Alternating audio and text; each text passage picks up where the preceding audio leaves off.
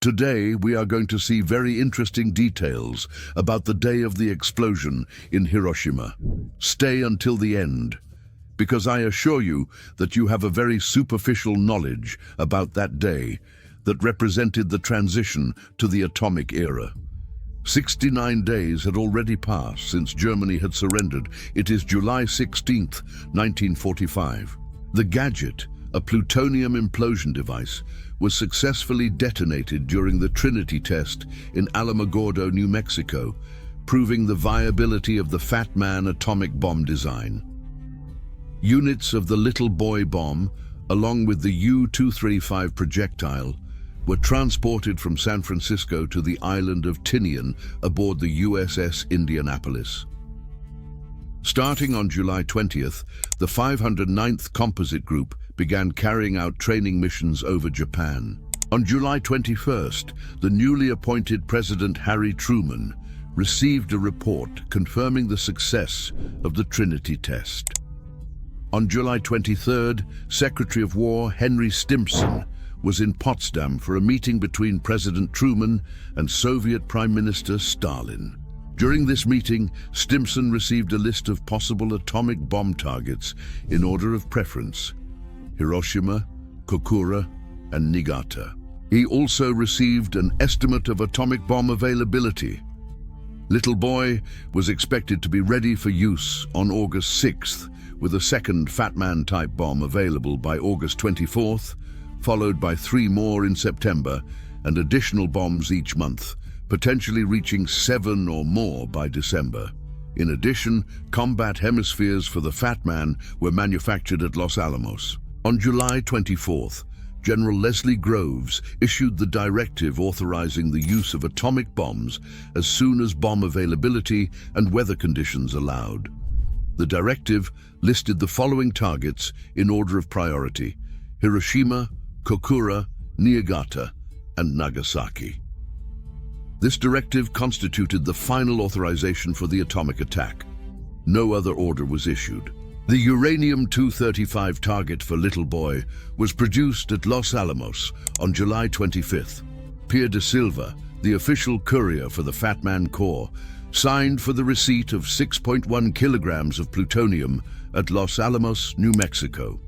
On July 26th, President Truman issued the Potsdam Declaration, which warned Japan of immediate and complete destruction and demanded the unconditional surrender of the Japanese armed forces. The USS Indianapolis delivered the Little Boy bomb units and the U-235 projectile to the island of Tinian.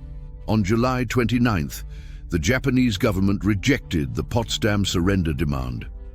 5 C-54 transport aircraft departed from Kirtland Air Base in Albuquerque on July 29th, carrying the Little Boy U-235 target, the Fat Man plutonium core, and its initiator. On July 29th, the 5 C-54 transport planes arrived at Tinian. All Little Boy components were now on site, but the Fat Man bomb assemblies had not yet arrived. On July 30th, the nuclear components, projectile target, and 4 initiators were inserted into bomb unit number L-11. The USS Indianapolis was attacked by a Japanese submarine and sank on July 31st. That same day, the Little Boy assembly was completed and was ready for use. The next day, August 1st, a typhoon approaching Japan prevented the launch of a Little Boy attack. Several days were needed for the weather to improve. At dawn, Colonel Paul Tibbets wrote the highly secret order for the first atomic bombing attack in history. It took him only a few minutes to write it. The order was sealed and sent by special courier to the headquarters of General Curtis LeMay in Guam. Tibbets then selected which crews would fly with him on the mission. A total of 7 B-29 aircraft would be used. 1 would remain at Iwo Jima as a reserve aircraft. 3 aircraft would fly ahead of the bomb-carrying plane to evaluate weather conditions over the 3 target cities. This information would then be transmitted back to the atomic bomb carrier. The remaining 2 B-29 aircraft would accompany the bomb carrier as observation aircraft. That afternoon, at his headquarters in Washington, General Groves received a telegram from General Thomas Farrell. General Farrell was Groves's second in command. The telegram stated that as of 10 Eastern Wartime, the atomic bomb was ready to be dropped on Japan. On August 2nd, the Fat Man bomb casings F-31 and F-32 arrived at Tinian, transported by B-29 aircraft of the 509th Group named Jocko's Spot and Lagin Dragon, and assembly of the Fat Man began. The bombing date was set for August 11th. Survivors of the USS Indianapolis were rescued after 4 days in the water. Many died from shark attacks. Most died in the water. 879 crew members perished, including 4 who died despite having been rescued from the water. Only 317 survived. In the early afternoon, Tibbets and his bombardier, Thomas Ferriby, arrived in Guam to meet with General LeMay and finalize the last details of the mission order. The first item on the agenda was to determine which target city LeMay preferred. LeMay's answer was Hiroshima. Tibbets immediately replied, "I have always preferred it as a target." After discussion about flying into the wind, or with the wind for safety and bombing accuracy, the conversation concluded with unanimous agreement to fly into the wind. The last item on the agenda was for Ferriby to choose the aiming point. Without hesitation, Ferriby placed his index finger on the T-shaped Aioi Bridge located in the center of Hiroshima. LeMay nodded in agreement, and Tibbets also nodded, stating, "It is the most perfect aiming point I have seen in this entire damn war." On August 4th, Tibbets informed the 509th Composite Group about the imminent attack. He revealed that bombs of immense power would be dropped, but the nature of the weapons was not disclosed. On August 5th at 15 hours, General LeMay officially confirmed the mission for the following day. Tibbets would serve as pilot. Captain William Dick Parsons would fly as weapons officer. Tibbets named B-29 number 82 Enola Gay in honor of his mother. Despite objections from co-pilot Robert Lewis, Little Boy was loaded onto the aircraft. In addition, the dummy Fat Man unit F-33, complete except for the plutonium core, was prepared for a practice flight. We arrive at August 6, 1945, the day of the Hiroshima bombing. Hiroshima time was 1 hour behind Tinian at midnight. Colonel Paul Tibbets held a final crew briefing for Special Bombing Mission Number 13, consisting of 7 B-29 aircraft. The target remained Hiroshima. Tibbets was the pilot. Robert Lewis was the co-pilot of the attack aircraft Enola Gay. The 2 observation aircraft, the Great Artiste and Necessary Evil, were equipped with cameras and scientific equipment, and accompanied Enola Gay. Tibbets called Chaplain William Downey, who invited the crews to bow their heads. Downey read a prayer composed for this occasion. At 1:12, trucks picked up the observation crews. At 1:15, a truck picked up the Enola Gay crew. Tibbets and Parsons sat in front with the driver behind. 9 men wore pale green flight suits and carried identification plates around their necks. At 1:37, the weather reconnaissance aircraft Straight Flush, Jabita 3, and Full House took off to evaluate conditions over Hiroshima, Kokura, and Nagasaki. At 1:51, Big Stink took off from Iwo Jima as reserve. At 2:20, the last photograph of the Enola Gay crew was taken. Tibbets turned and said, "Okay, let's go to work." At 2:27, Enola Gay's engines were started. At 2:35, Enola Gay taxied into takeoff position. At 2:45, takeoff began. Tibbets told the co-pilot, "Let's go, push the throttles." The aircraft slowly lifted off after more than 3 kilometers of runway. At 2:47, the Great Artiste took off. At 2:49, necessary evil took off. At 2:55, 10 minutes after takeoff, Dash Bankart made an entry in the navigation log. At 3:00, Captain Parsons tapped Tibbets on the shoulder and said they would arm Little Boy. Parsons and Morris Jepson went to the bomb bay. At 3:10, Parsons inserted the powder charge and detonator into Little Boy. At 3:20, Parsons and Jepson completed the arming process and exited. At 4:20, Van Kirk announced the estimated time of arrival over Iwo Jima. At 6, the B-29s regrouped over Iwo Jima, climbed to 2,135 meters and set course for Japan. At 7:15, Jepson removed the safety plugs from Little Boy and inserted the red activation plugs. At 7:30, Tibbets announced, "We are carrying the world's first atomic bomb," pressurized the aircraft, and climbed to 9,967 meters. The crew equipped parachutes and flak vests.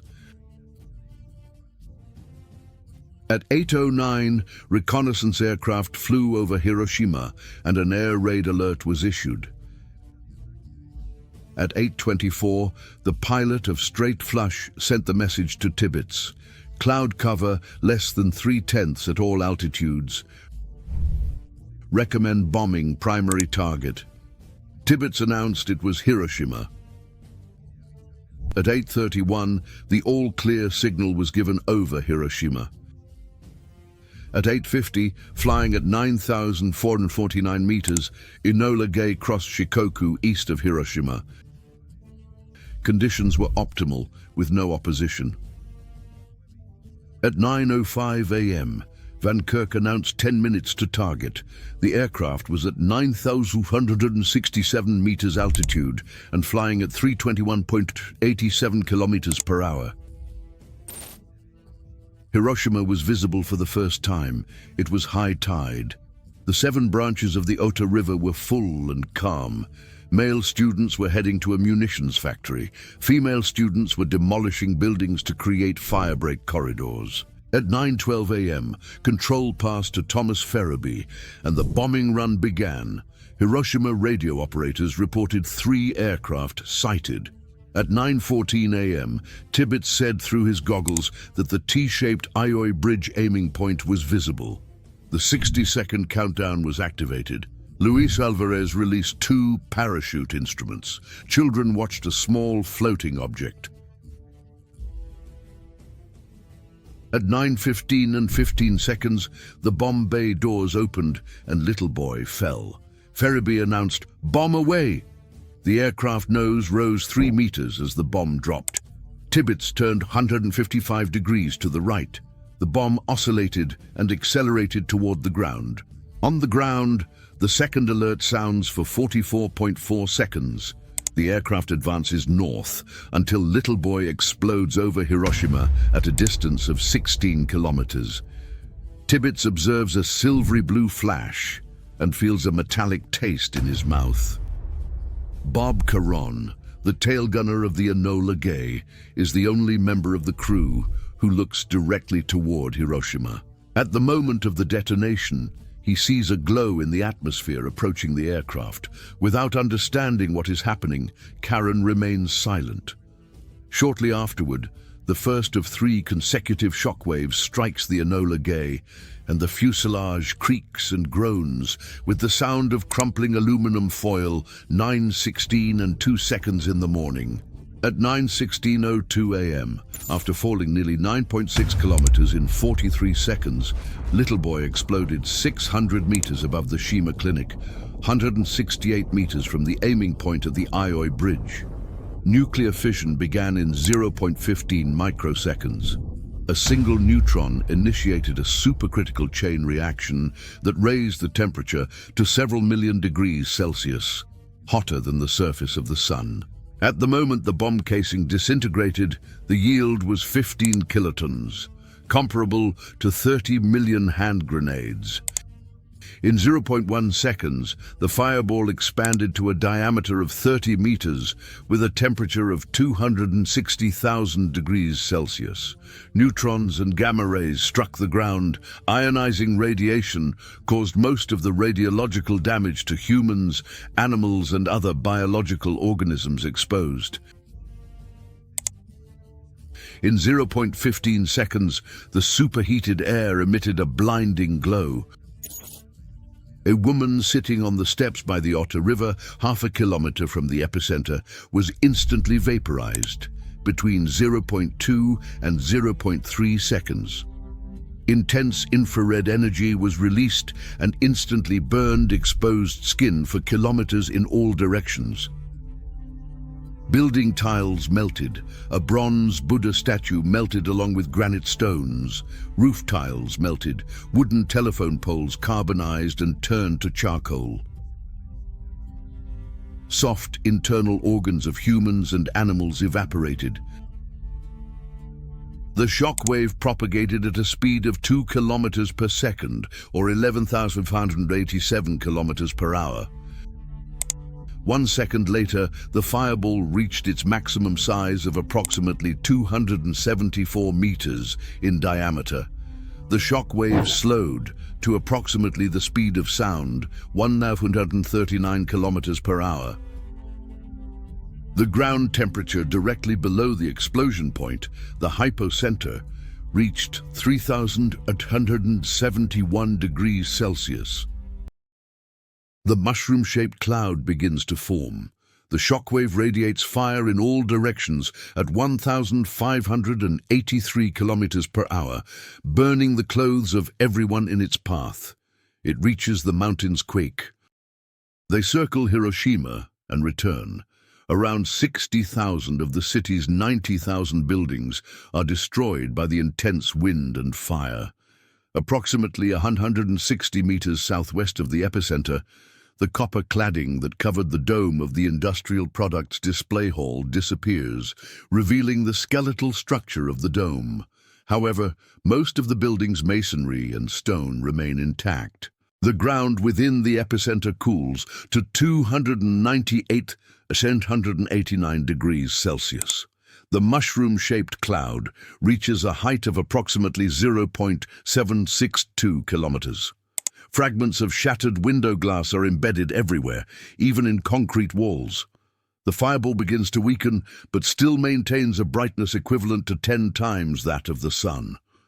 At a distance of 885 kilometers, nuclear shadows appear for the first time as a result of extreme thermal radiation. These shadows are outlines of human beings and objects that blocked the thermal radiation. Examples include a woman who was sitting on the steps near the bank of the Otter River. Only the shadow of where she was sitting remains on the concrete. The shadow of a man pushing a cart down the street is all that remains on the asphalt. The shadow of a steel valve wheel appears on a concrete wall directly behind it, because the thermal radiation was blocked by the outline of the wheel. Russell Gackenball, the navigator aboard the Necessary Evil at a distance of 24 kilometers from the atomic explosion, is illuminated by a light so bright that even with his protective goggles, he could have read the fine print of his pocket Bible. On the ground, the fire continues to spread within an area that has now expanded to more than 1.6 kilometers wide. A horrific and furious mass, red and purple, begins to rise into the sky. The mushroom column draws in superheated air, igniting everything flammable. Bob Karen compares the sight to a glimpse of hell. A coded message drafted by Parsons is sent to General Thomas Farrell on Tinian, stating, "Clear, successful in all respects. Visible effects greater than at Alamogordo. Conditions normal in the aircraft after delivery, returning to base." The Enola Gay flies over Hiroshima 3 times, beginning at 800 to 900 kilometers and ascending to 9,144 kilometers before returning home. It was when he was 591 kilometers from Hiroshima that Karen reported the mushroom column was no longer visible. At 9:30 a.m., Tinian time, 8:30 a.m., Hiroshima time, the Kure Naval Depot sends a message to Tokyo reporting that a bomb was dropped on Hiroshima. At 10:55 a.m., Tinian time, the United States intercepts a message from the Japanese 12th Air Division reporting a special bomb of great violence with the appearance of magnesium. At 14:58, the Enola Gay lands on the island of Tinian at Northfield. The first atomic bombing mission had a total duration of 12 hours and 13 minutes. At 15 Ri Tinian time, 14 Ri Tokyo time, a telegram from the Domi news agency in Tokyo reports an attack on Hiroshima, but not the magnitude of the destruction.